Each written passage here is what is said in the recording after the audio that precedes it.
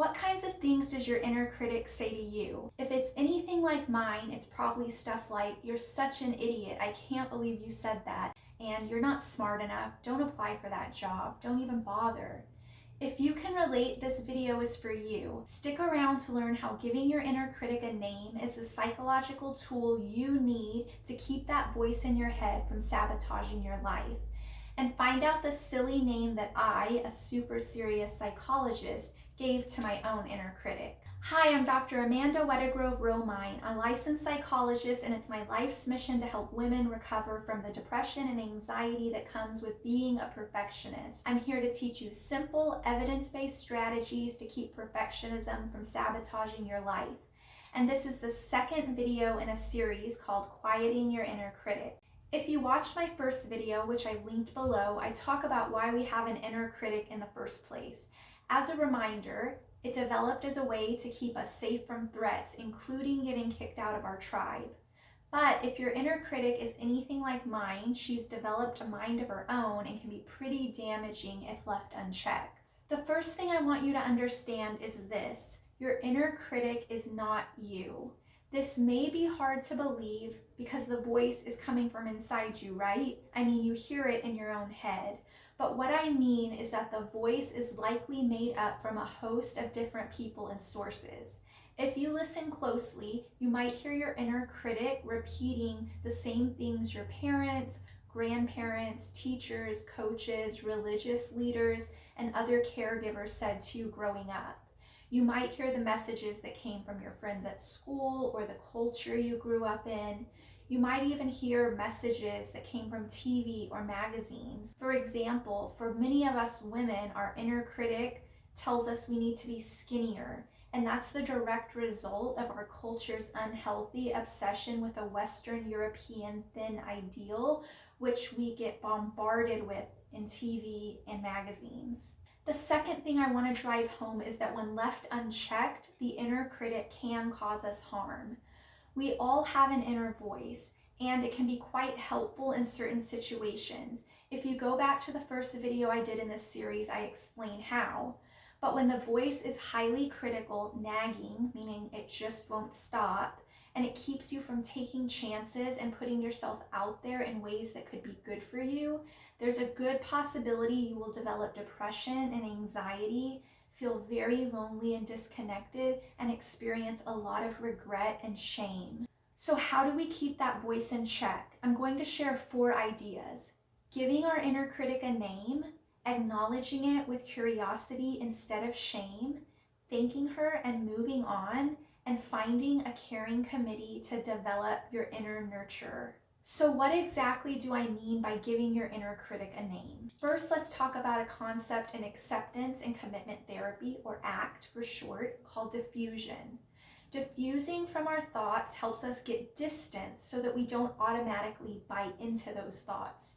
Diffusion gives us the space to really look at our thoughts instead of just saying, "I thought it, so it must be true." Getting this distance removes the authority from the thought. We have thousands of thoughts a day, and I can tell you with 100% certainty that not all of my thoughts are to be trusted. Many of the thoughts that my inner critic tells me are those things that need to be questioned because they develop from unrealistic standards, societal expectations that don't line up with my values, and things that my early caregivers said to me and they believe to be true, but I don't agree with.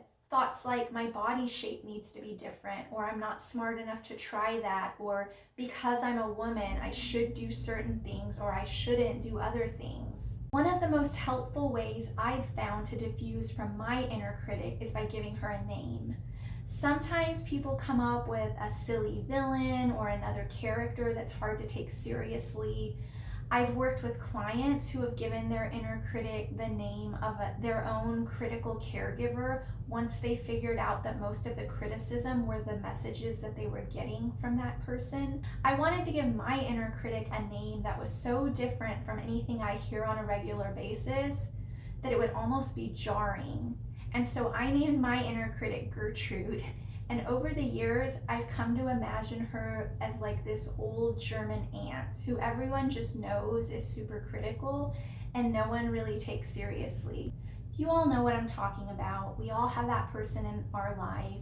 They want the best for us, but you also know that they have their own emotional baggage, making it really difficult for them to be the caring, validating, supportive person you wish they could be. And if you think of your inner critic like that, it's much easier to acknowledge that voice with curiosity instead of automatically feeling shame. Ask yourself, how credible is this inner critic really?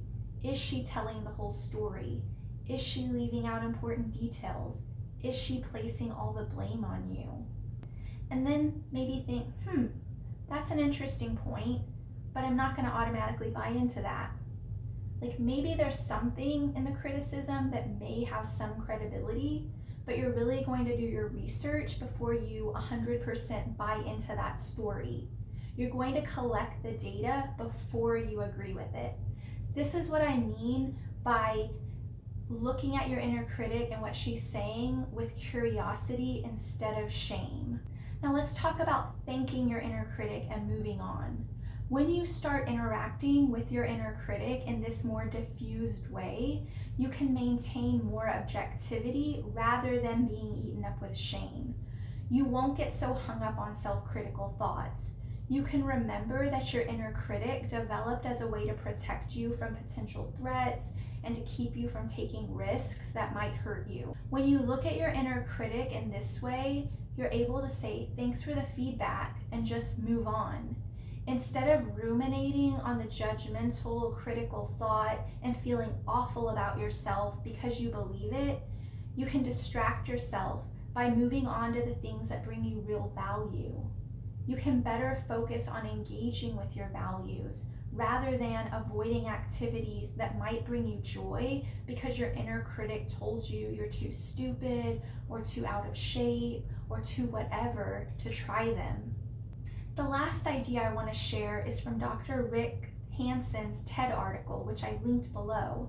He encourages people to reflect each day and identify one thing they're proud of, or at the very least feel neutral about. I love this idea because it really fits with the gratitude research.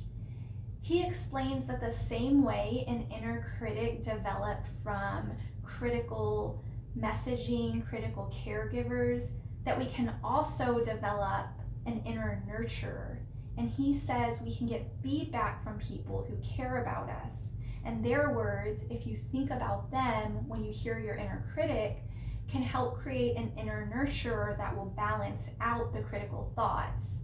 So your inner nurturer can balance out the noise that your inner critic is coming at you with all the time. If your inner critic has been holding you prisoner, keeping you from putting yourself out there, trying new things, I hope that this short video helps you feel more confident and better equipped with tools to manage it. We all have an inner critic. It just comes with this human brain that we were given. But if you notice that your inner critic is sabotaging your relationships, your mood, your work, your self-esteem, consider talking to a mental health professional like a psychologist, a master's level therapist, or someone else you trust. And visit psych-hike.com for details on the services I provide, including hike therapy, a great way to exercise both your mind and your body. And if perfectionism is a problem, check out my free gift to you, a guide with 7 daily habits you can use to manage perfectionism and keep it from sabotaging your life.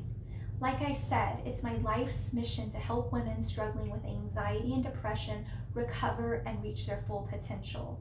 I'll see you soon.